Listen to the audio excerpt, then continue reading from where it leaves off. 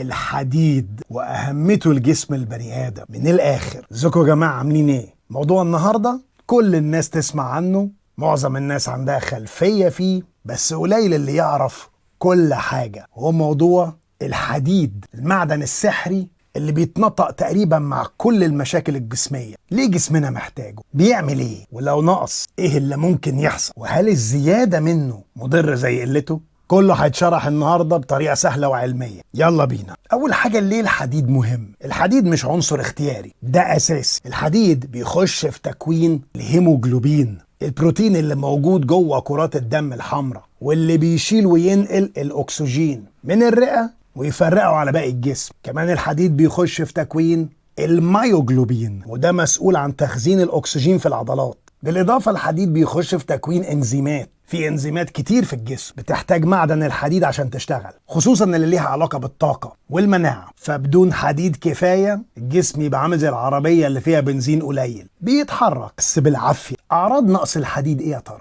امتى اشك ان عندي نقص حديد يعني؟ اشهر الاعراض هي تعب مزمن، ضيق في النفس مع المجهود، دوخه او صداع، البشره الشاحبه، تساقط الشعر، ضعف في التركيز، مشاكل في الضوافر، خفقان في القلب. والسبب نقص الميوجلوبين، لان كده الاكسجين ما يوصلش كويس للاعضاء. تالت حاجه، انيميا نقص الحديد. نقص الحديد بيؤدي لحاله مرضيه اسمها Iron Deficiency Anemia او انيميا نقص الحديد، وده اشهر نوع انيميا في العالم، خصوصا بقى بين الستات في سن الانجاب بسبب الدوره الشهريه والحمل، وفي الاطفال والنباتيين، العالم اللي ما بياكلوش لحمه، وفي الناس اللي عندهم مشاكل في الامتصاص زي مرضى السيلياكي او التهابات المعده. طب ايه اسباب نقص الحديد؟ يعني ليه بينقص اصلا؟ 4 اسباب رئيسيه. لو كنت بتفقد دم بطريقه مزمنه زي مرض البواسير، قرحه في المعده، او حتى السيدات اللي عليهم البيريد جامده قوي. نمره 2، سوء التغذيه، الاكل بتاكله ما فيهوش حديد كفايه، بسيطه يعني.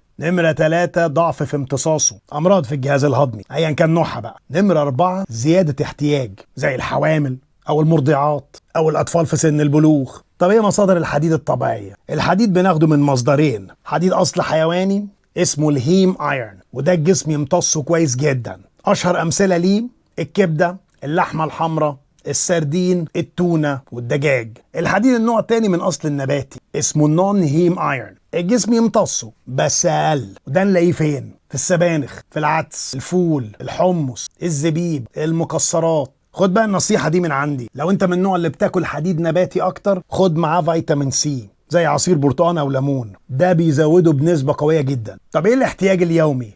يعني أبلع قد ايه منه كل يوم يا دكتور؟ بتختلف طبعا حسب السن والجنس. للرجاله البالغين حوالي 8 ملغ في اليوم، الستات في سن الانجاب لحد 18 ملغ في اليوم، الحوامل بتوصل ل 27 ملغ في اليوم، والاطفال من 7 ل 10 ملغ في اليوم. وطبعا الارقام دي ممكن توصل لها من الاكل بس في بعض الحالات لازم نلجأ للمكملات. ومكملات الحديد موجوده في السوق بانواع كتير قوي. اشكال المكملات بتبقى اما اقراص، شراب لو للاطفال، نقط، وحتى حقن، بس كلهم تقريبا عندهم نفس الآثار الجانبية، إمساك، غثيان، وتغيير لون البراز للون اسود شوية. خلي بالك الحديد بيحب يتاخد على معدة فاضية مع كوباية عصير برتقان. طب هل في أضرار من زيادة الحديد؟ ايوه طبعا في، مش دايما الزياده مفيده. في مرض اسمه هيموكروماتوزيس، ترسب الحديد في الجسم، ده مرض جيني بيخلي الجسم يمتص الحديد بالزياده قوي، وده ممكن يسبب تليف كبد، سكر، مشاكل في القلب،